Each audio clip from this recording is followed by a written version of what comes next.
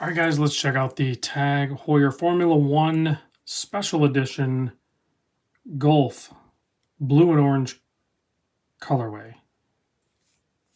Big thanks to Saltzmans in Rhode Island. Link in the description. Richard and the crew there. Reach out to them, tell them I sent you, and they'll take care of you. They're authorized dealer for Tag, Breitling, Zodiac, Hamilton, bunch of brands. Check them out. Link in the description. Let's get into this watch as we do. I'm going to zoom in a little bit. I think I can do that here. Okay, there we go. So this is a 43 millimeter wide case. The lug to lug, 48.5 millimeter. So not terrible. Thickness, 12.6. Nice and thin. That's partly helpful to the fact that it is quartz. That's also going to help the price point. The lug width here is 21 millimeter, and the bracelet does taper down slightly, just down to 20. You have a milled clasp, only 3 micro adjust, and you still have a dive extension on this. Not really necessary, but good looking bracelet, good looking watch. Cool case back, also tied to the Golf special edition on this thing. Aluminum bezel insert, giving that blue a nice little pop to its color with a little bit of orange up there with the Tag Heuer shield. Very cool. And then, of course, you can see the seconds hand ticking away over here at this sub dial, tucked up in between the 2 and the 3. You have your date down here at 4, your 6 o'clock register. If we start the chronograph, we'll spin as well as the chronograph hand, and then you'll have a 30-minute counter there over at the 9 o'clock, or just in between the 9 and 10 o'clock position.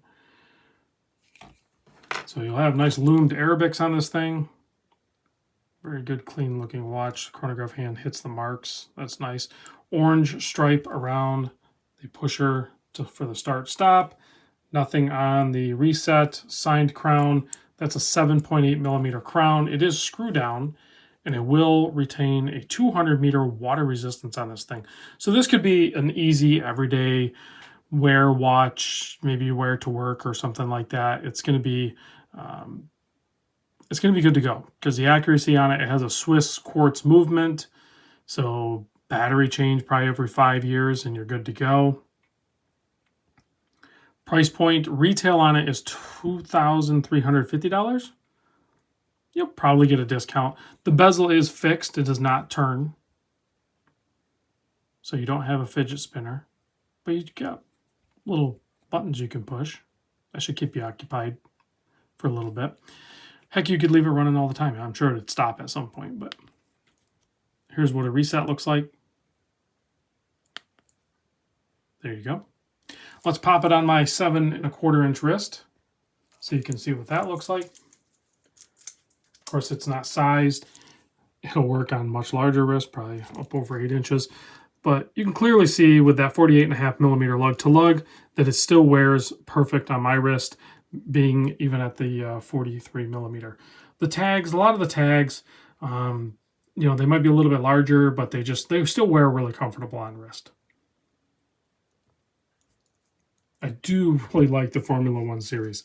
They're great watches. Let's turn off the lights, check the lume on this. Before I do, I'm going to give it a quick blast of the UV light. I'm not expecting dive watch lume on this thing. I'm expecting chronograph lume. There we go. Plenty of lume on this hour, minute hand, and all of those Arabics, which for the most part are not really interrupted other than the 4 o'clock position with the date and that 10 just slightly with that sub dial. Other than that, we have all of them, and they look plenty bright.